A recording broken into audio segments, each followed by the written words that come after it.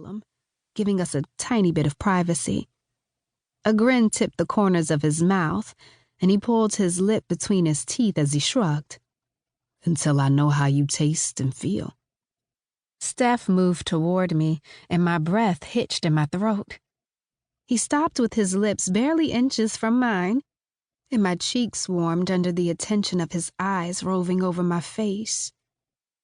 Or until you give me a firm no. I ran my tongue over my lips, meeting his gaze as I reached up to adjust his collar. My eyes lingered on his, and I had to dig my nails into my hand to keep myself focused, instead of getting hypnotized by the flecks of gold in his dark hazel eyes. No. I said a firm no. He moved closer again, angling his head to the side and dipping it low to speak into my ear. Anytime you say to me, Steph, I don't want you, leave me alone, or if I even get the feeling that's what's happening in your head, you don't have to worry about me bugging you. But the vibe I'm picking up says something different. Or am I wrong? My hands dropped back to my sides as he challenged me with his eyes, basically daring me to tell the lie that I wasn't interested in him. I was a lot of things, but a liar wasn't one of them. So instead of answering, I turned back to face the view. The sun was setting, so the city was almost draped in darkness. Old architecture mixed with new, creating a glittering skyline of black shapes against the inky purple of the sky as it graduated down to white, then yellow, as the sun disappeared for the night. It was beautiful, romantic, really. And the last thing I really needed was a quixotic setting with Steph, of all people. I bit back a moan as his hands went to my waist instead of the rails, and he pressed his body against me. Steph dipped his head, his lips brushing my ear as he spoke. Yeah, so back to my original question. It was pointless, trying to fight the new grin that spread over my lips at that comment. I shook my head, letting out a short laugh.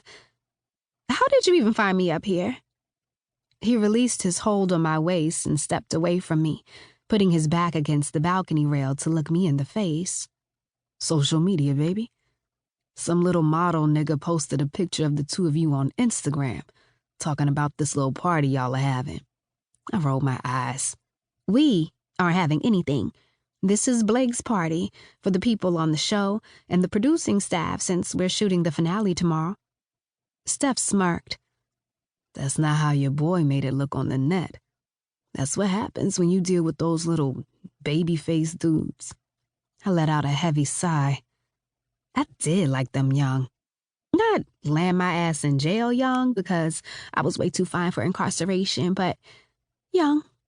Lots of stamina young. Eager to please young. Nowhere near interested in settling down young. Too busy trying to be a player to realize they were the prey young. Croy was 22, and Croy was perfect. Black French, a model with a dick that notoriously had a mind of its own in underwear shoots, and frequently had to be edited down.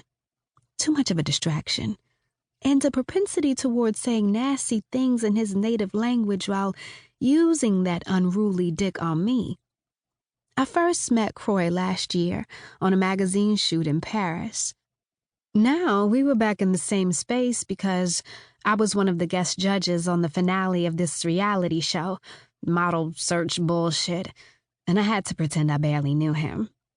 Best Face Forward was a modeling competition created and hosted by my supposed nemesis, Blake Hollis, a fellow former supermodel.